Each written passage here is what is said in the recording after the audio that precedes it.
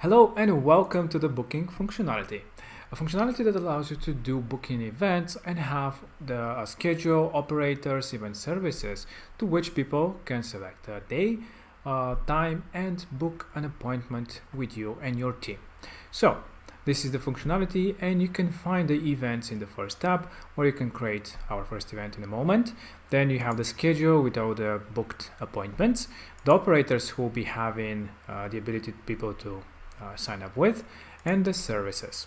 So the booking events. Let's start our first event by clicking on create a new booking event. Now in this section you'll be able to add your name of the event. So let's go with event. Then you can have some kind of description, a location where the event will be happening. That can be like a location, it can be a link if it's going to be an online meeting. So whatever you wish you can add there, and have a notification for email when somebody signs up for books an appointment. Then you can go to the operator. This is the people that actually will be having the ability to have a calendar to which they'll be booking for. So if you're just a single person, you can add yourself as an operator. So you can click here and add a new operator.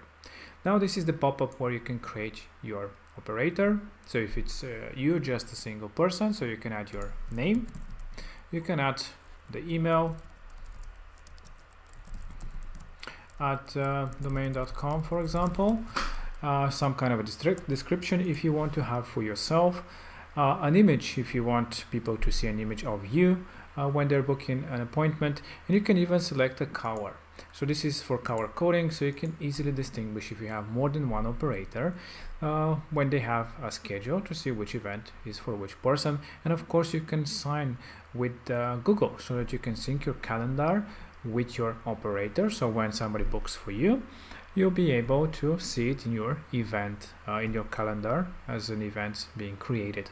So you can click on save and click on add to add this user, an operator, to the event.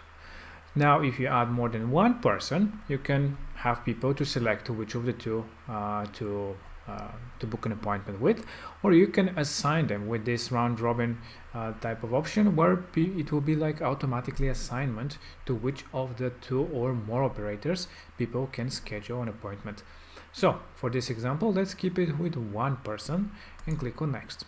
Well, before that, in the operators you can also link a service. So if you have more than one service that you provide, so if you just want people to just book a demo call or something like that, a meeting with you, that's fine. You can just be one person with that services.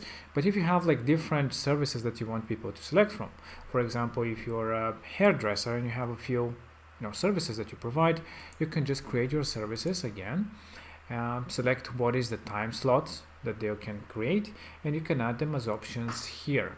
So you can do it like this. If it's a group event, you can also do it with multiple people having the ability to book this appointment. So like a group meeting with X amount of people, you can create such event as well by selecting a group meeting. But for the sake of the example, let's leave it without any services, or just an operator with availability. So we can click on next, and there is the availability tab where we can select what kind of an event is going to be, one-on-one being the default one with a single attendee, or you can have a group one like we discussed, where you can have multiple people joining for the same event, and maybe like a webinar or a meeting somewhere with multiple people. You can add how many people maximum can join. Well, let's keep it as a one-on-one meeting, and you can select what kind of what is the duration of the meeting, in the how many weeks upfront or days people can you'll be available for. And here you can build your availability by different days, time slots, exclude days, so you can play around and create your meeting. You can have different things such as buffers, limits per day on how many people can book an appointment with you.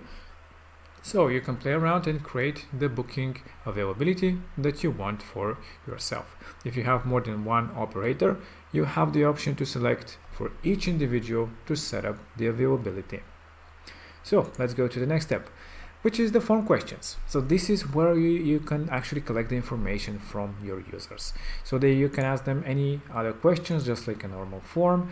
So you can ask anything from, you can create a field or use the CRM fields from here to add them to your forms. So by default it's name and email, but of course you can ask like a phone, for example. Let's add a phone and click on save. And lastly, the confirmation page. It can be the default message, or you can set up something else that you want to say, add a call to action if you wish as a button, add this thank you message, or directly to link them to a custom page where you'll see a custom page that you've already created that you can link to. So for the sake of the example, let's leave it like this without any message. It will be the default one. So this is it. This is how simple it is to create an event.